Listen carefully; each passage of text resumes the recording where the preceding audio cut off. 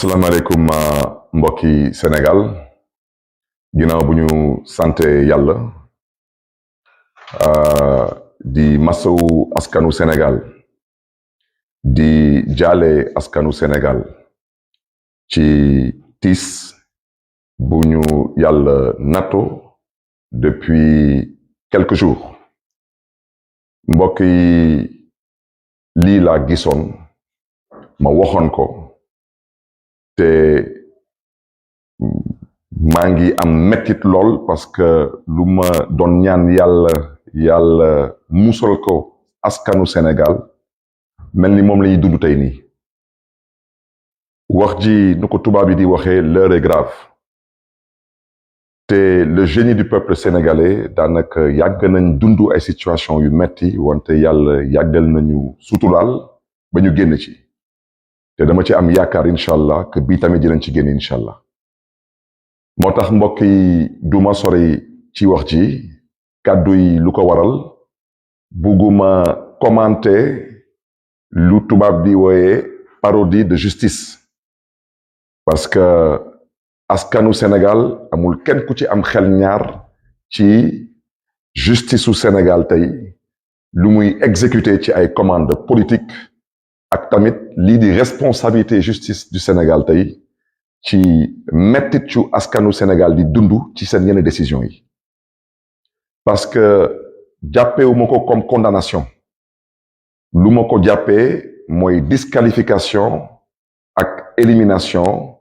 luñ ci namm ñoom mooy bëgg a organiser sélection te bañ a organiser élection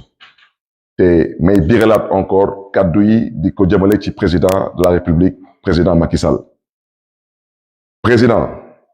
maa ngi lay ñaan ci yar ak teggin nga dellu siwaat sa xel parce que président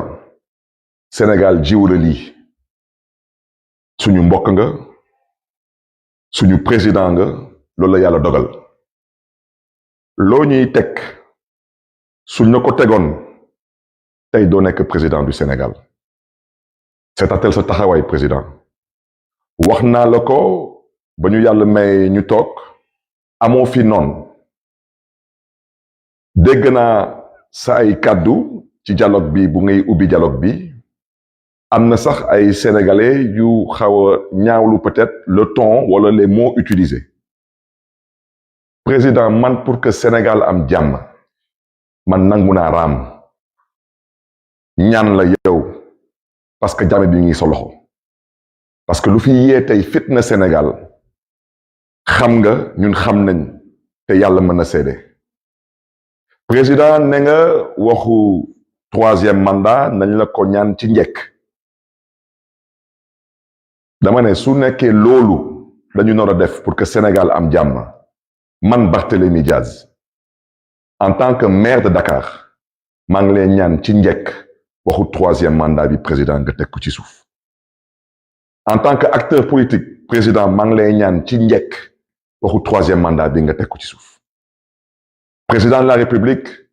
en tant que rakk ci yow maa ngi lay ñaan ci njëkk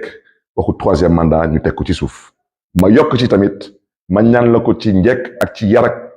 teggin parce que lu ñuy dund tey nii jaru ko te lii yépp lu ko waral mën nañ juum wante lu ko waral mooy lu ñu xalaat ci waxu troisième mandat te tey mu am ci askan bi ñu ci bëri ñu jàpp ni que yow da ngaa bëgg a éliminer ñépp pour mën a toogaat fii te président yow xam nga ñun xam nañ te yàlla mën na seede wax nga sa gémmiñ suñu nopp da ngay def référendum te xam nga lu constitution wax te président violence bu ñuy gis tey yépp lenn rek ko waral te mën naa juum et je pense que waxu troisième mandat bi soo ci nangoon yàbbi ci daanaka xol yi mën nañ féexaat moo tax président may sàkku ci yow nga génn wax ak sa askan wax leen lu ñu mën a dégg parce que président nooteel bu ñuy wootee Sénégal jaay doole bu ñuy wootee Sénégal mënatul continuer kon nag président xoolaatal sa taxawaay parce que ñu nekk ci mbedd yi mu neex la mu naqari la yaay seen président te bañ lay fal dañ la faloon ngir yaakaar musuñu la fal ndax lu ñuy gis tey nii di ko dund tey nii loolu xel musu ko xalaat te loolu dara jaru ko ci àdduna fii yàlla rekk fi nekk keneen nekku fi am yàlla mooy buur ñàkk yàlla mooy buur amoo fi noonu wax naa la ko di bérilaat wax ci président dañ la bëgg a dimbali ndax yow nga mën a dimbali Sénégal ci ban anam dimbali la pour xool naka lañ lay wutal yoon nga génn fii par la grande porte parce que mooy sa cër président sélection bu ngeen nam ma def Sénégal kenn mënu ko fi nangu parce que constitution lu mu leen may ci sañ-sañ mooy ngeen nangu organiser élection sélection bi dafa yàgg ñuy toog di muñ tey nag yàlla wane na boppam yàlla moo décidé que sélection jeex na may sàkku ci yow tamit nga nangu loolu président moo tax président je crois que ne nga du am benn sujet tabou ma ne la comme amul benn sujet tabou nañu waxtaane lépp parce que ci waxtaan la lépp xej may sàkku tamit ci askanu Sénégal ñu bàyyi xel ci lu ñuy wax parce que ba Sénégal doone Sénégal ba tey mbokk yi yàgg nañ fippu yàgg nañ wane suñu naqar wante kenn musu fi am ndam kenn musul egg au pouvoir par une violence absolue te wax naa leen ko ne naa leen lu fi xewoon mars 2021 yan laay waxal askan mi bëgg ngeen bàyyi ci xel parce que askanu Sénégal da ngeen am xel macha allah bàyyi leen ci xel lu fi jotoon xew ci mars 2021 mu bettoon ñépp wolof njaay nag ne lu la bett mën la waxoon naa leen bàyyi leen ci xel depuis 48 heures su ma juumalee am nañu egsi fi Dakar mais profiter ci occasion bi en tant que maire de Dakar pour souhaiter à la Grande Muette la bienvenue chez eux, la bienvenue dans leur capitale. Les inviter à continuer à rester cette armée républicaine exemplaire, aux côtés du peuple sénégalais. Mais je voulais vous rassurer, vous, cette Grande Muette, que Dieu vous garde et que Dieu vous bénisse. Nous allons trouver un dénouement heureux à cette situation. Nous sommes des acteurs politiques. Nous sommes un peuple mûr. Dañuy sàkku ci yéen nag que vous puissiez nous accompagner. Mais à vous, le peuple sénégalais, bàyyi leen xel ci lu mu leen wax. Si on ne s'entend pas, que personne vienne dire que gisee ko woon noonu wala dégg ko woon noonu kon nag maa ngi sàkku tamit ci tous les acteurs politiques de tous bords y compris suma mbokk yu nekk biir opposition ñu seq ak ñoom suñu Yewwi Askan Wi ak suñu F24 dama leen di ñaan ci yar ak teggin xoolaat leen seen taxawaay vous êtes des responsables et vous avez une responsabilité à assumer dans ce pays te xam ngeen ko du ngeen ay xaleel te bu leen fooye seen xel munu leen ne da ngeen bëgg a jiite réew mi toll fu mu toll tey nii ngeen ne du ngeen waxtaan loolu mënul nekk su ma baat ci kaw nag su ngeen ko defulee ëllëg lu fi munti am bu leen taxawaat ci kanamu askanu Sénégal ngeen ne da ngeen bëgg a jiite Sénégal déet bugg leen jiite Sénégal dama ne lu kilifa diine yépp sant xam ngeen ko au passage ñu ngi nuyu tous les chefs religieux de ce pays toute religion confondue ñu ngi leen di nuyu di leen di ziar di leen di jox seen wàccuwaay te may biiralaat wax ci nee naa kilifa diine yi wàccoo nañu ak askanu Sénégal fu ñu naroon wax nañ fa ñu naroon wax nañ ak ñoom lu ci des mooy que les acteurs fassent preuve de tenue et de retenue mbokk yi am na ñu bëri ñu jàppale ni que président dina def 3e mandat man mën naa juum wante man gëm naa ni que 3e mandat du am Sénégal mais nañ ko teg ci yoon nañu waxtaan te bàyyi nekk fii di jéem a xoqalante suñu biir wala tubaab di wooye se faire peur jouer à se faire peur loolu amul solo amul benn solo parce que xam nañ kañ lañuy commencer mais xamuñu kañ lay jeex ak naka lay jeexee kon nag mbokk yi lu tax may wax lu may wax nii dañu nar a am élection présidentielle février 2024 gis naa ci ouverture du dialogue bi parce que nekkuma fa woon dama doon xaar ñu jox ma les termes de référence lan la ñuy waxtaane parce que man lu ma tax a jóg dem naa ne ataaya déet man naan ataaya taxuma jóg lu ma tax a jóg mooy dem waxtaane Sénégal ak lan la ñu mën a def ba génn Sénégal ci guutu bu mu nekk nii am nañu bokk ci beneen boor bi ñoo xam nag lu leen tax a jóg ñoom ñu ne daal dañu xalaat que mandat président dañ ko nar a proroger ñii ne 1 an ñii ne 2 ans ñun d'accord duñu si tey duñ si mës a d'accord mbokk yi bu leen jox gaañ yi excuse wala prétexte pour ñëw na leen dëkk bi dafa instable mënuñu fi organiser élection bu leen ko def xel mooy xeex xol du xeex am na dëkk bu sorewul Sénégal mënuma tudd turam président toog na fa 10 ans musu fa am élection ndax lan ñu ne dafa amoon une rébellion dans le nord de ce pays bu leen jox gaañ yi excuse parce que gaañ yi ñu ngi dem te bu leen nangu gaa yi di dem di ñu yóbbaale parce que réew mi ala kulli al ñoo ko bokk te lu ñu bokk dañ koy pencoo duñ ko pàccoo lu ñu bokk dañ koy waxtaanee duñ ko yàq-yàqet kon nag mbokk yi damay bañ a guddal mais fu may daanee tamit mooy aux forces de défense et de sécurité ñu ngi leen di massawu tamit ñu ngi leen di jaale seen mbokk yi fi jóge te metti na ci ñëpp wante yéen tamit ñuy sàkku ci yéen yenn yi su mën a ñàkk wax dëgg yàlla ngeen def seen kéem kattan mu ñàkk parce que yéen yaa leen choisir def maintien de l'ordre mënul ànd ak bouclier humain dañuy waxante dëgg mënu leen dem jëli xale bu ndaw mais da ngeen di ko utiliser comme bouclier humain loolu rafetul ci image du Sénégal ndaw ñi tamit ñuy manifester vous exercez certes un droit mais ba leen xel ci dara ñu nekk ci mbedd bi ñoo xam ay policiers lañu ñoo xam ay gendarmes lañu du ñu ay chinois ay sénégalais lañu nous sommes des voisins nous sommes des parents dara jaru fi yenn yi nañ ko rafetal parce que lu jeex na te lii jeex na buñ ko yàq nañ ci ànd ak xel nañ ci ànd ak dal nañ ci ànd nag ak fermeté parce que suñu demee ba egsi fi tey nii c'est parce que wolof njaay nee na lu ëpp tuuru moo tax président Macky Sall fu may daanalee mooy bàyyil xel ci loolu Sénégal ji te xam nga fu ñu lay xaaree te wax naa la ko comme ne nga nañ la ko ñaan ci njëkk man mii Barthélémy Dias ñaan naa la ko ñetti yoon ci njëkk en tant que maire de Dakar en tant qu'acteur politique en tant que jeune frère mbokk yi loolu moo nekkoon kàddu yi di ñaan yàlla di suñu borom yàlla na yàlla yokkal sutura Sénégal yàlla na yàlla aar Sénégal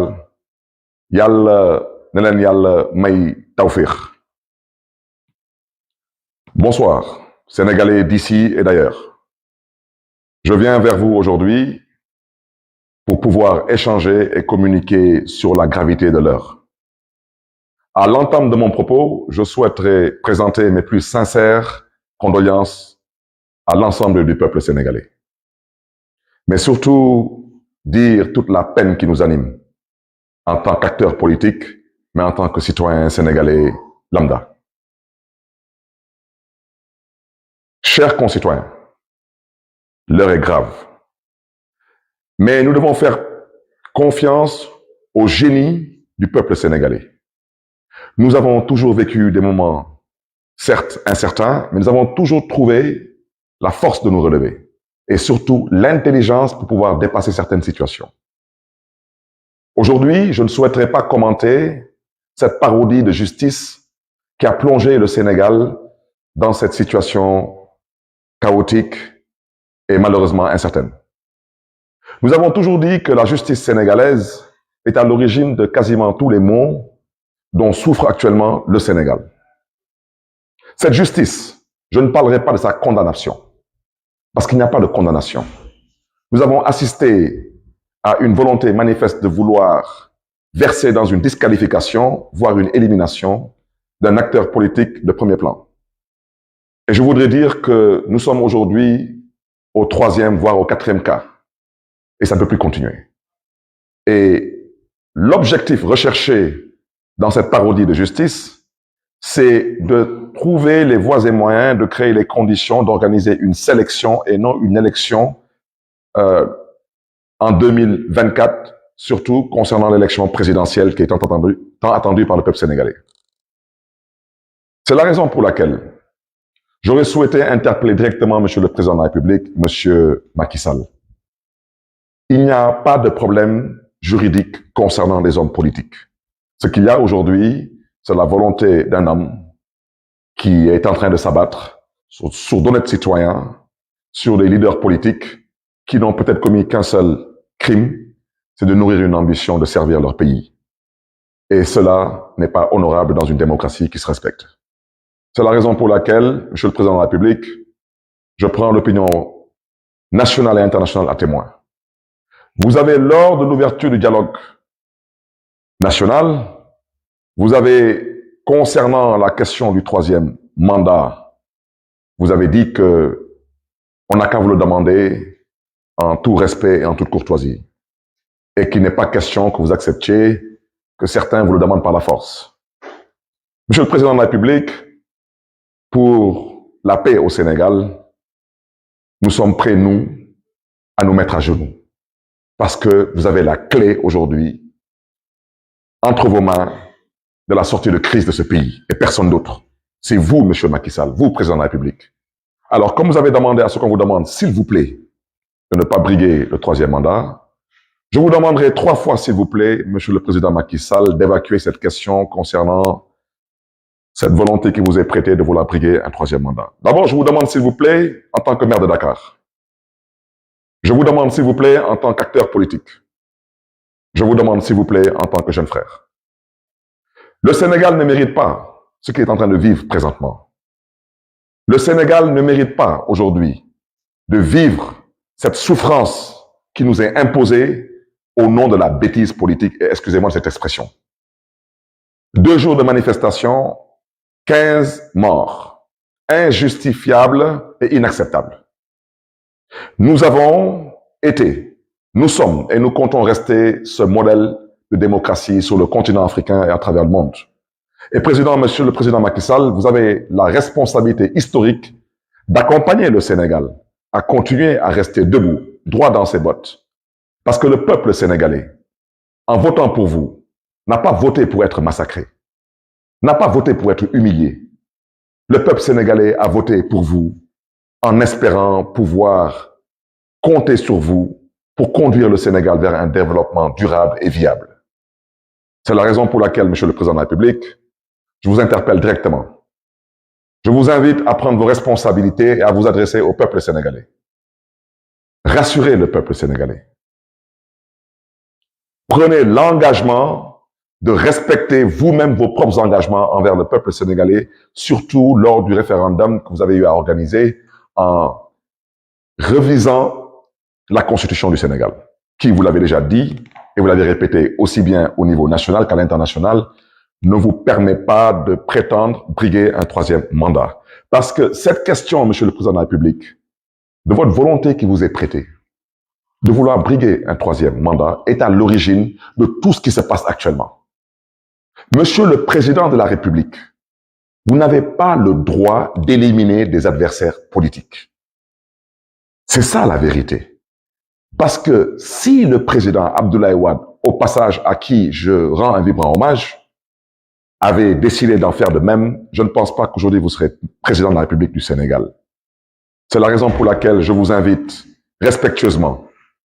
je vous invite une fois de plus à revenir à la raison, Monsieur le chef de l'État. Regardez ces enfants, regardez ces pères et ces mères de famille qui souffrent, regardez ce pays aujourd'hui qui est à genoux. Je vous invite à vous ressaisir. Je vous invite à prendre cette main qu'on vous a tendue. Faites-le pour l'intérêt de ce pays qui vous a vu naître et grandir. Mais faites-le surtout pour l'intérêt de ce pays qui vous a donné tous les honneurs. Vous avez été dans ce pays ministre d'État, président de l'Assemblée nationale du Sénégal, premier ministre et chef de l'État. Ce pays ne vous doit plus rien du tout, Monsieur le chef de l'État. À ce peuple sénégalais, ce peuple vaillant, je vous réitère mes condoléances. Nous avons tous mal. Mais sachez une chose, c'est que les épreuves de la vie sont faites pour renforcer les hommes et les peuples. Vous avez rendez-vous avec votre destin. Ne bousillez pas tout. Dans quelques mois, vous allez être un pays pétrolier et gazier. Beaucoup de choses changeront dans ce pays. Ne marchez pas vers le mur, ce n'est pas votre devoir. Faites preuve de tenue et de retenue, mais dans la fermeté et dans la dignité. Mais Retenez ce que je vous dis. La politique, c'est comme ça là. Et c'est comme cela, malheureusement, dans la plupart des républiques bananières. Lors de l'ouverture de ce dialogue, certaines personnes, pour ne pas dire certains acteurs de certains bords, ont agité leur volonté de voir éventuellement l'actuel président proroger son mandat d'1 an ou de 2 ans. Je vous invite à ne pas leur donner cette possibilité. Je le répète que dans un pays pas loin du Sénégal, on a vu récemment un président rester au pouvoir pendant plus de 10 ans sans organiser aucune élection, au prétexte qu'il y avait une rébellion dans le nord de son pays. Dans ces conditions, ne donnez pas à certains acteurs politiques le prétexte ou l'excuse de rester encore au pouvoir, sachant qu'ils n'ont pas droit à un 3e mandat. Faisons preuve d'intelligence,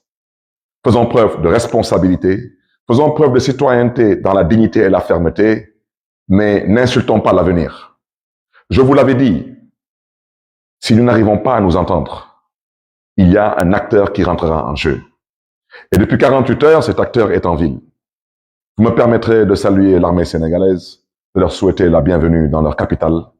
et de prier pour eux, que Dieu les garde, que Dieu les bénisse. Je souhaiterais, à l'endroit de cette grande muette, vous dire que vous avez toujours été la fierté de ce pays, la fierté du continent. Je vous invite à rester à la place qui est la vôtre. Je vous invite à nous faire confiance et je vous invite au besoin à nous accompagner à trouver des solutions de sortie de crise. Mais je vous invite surtout à rester aux côtés du peuple sénégalais. Mais je vous invite, vous, peuple sénégalais, sachez que chacun doit rester à sa place et ce pays doit continuer à être dirigé par la grâce de Dieu, par des civils. Faisons preuve d'intelligence et je fais partie de ceux qui pensent aujourd'hui que le président de la République du Sénégal comprend la gravité de l'heure et comprend qu'il n'y a pas de place éventuellement pour un 3e mandat. Ne bousillons pas ce pays, ne détruisons pas ce pays, ne brûlons pas ce pays, il y va de notre responsabilité. Je voudrais au passage remercier tous les chefs religieux du Sénégal, toutes religions confondues, toutes confréries confondues, pour leur engagement, leur posture, leur discours d'apaisement, de paix, leur invite à discuter, à dialoguer pour un Sénégal de paix, un Sénégal de stabilité et un Sénégal d'avenir. Et je ne terminerai pas mon propos en disant que je n'ai aucun doute qu'on saura nous relever le moment venu, sortir de cette impasse et comprendre que nous avons le devoir et la responsabilité historique de marcher vers l'essentiel. Sénégalaises, Sénégalais, que Dieu vous garde et que Dieu vous bénisse.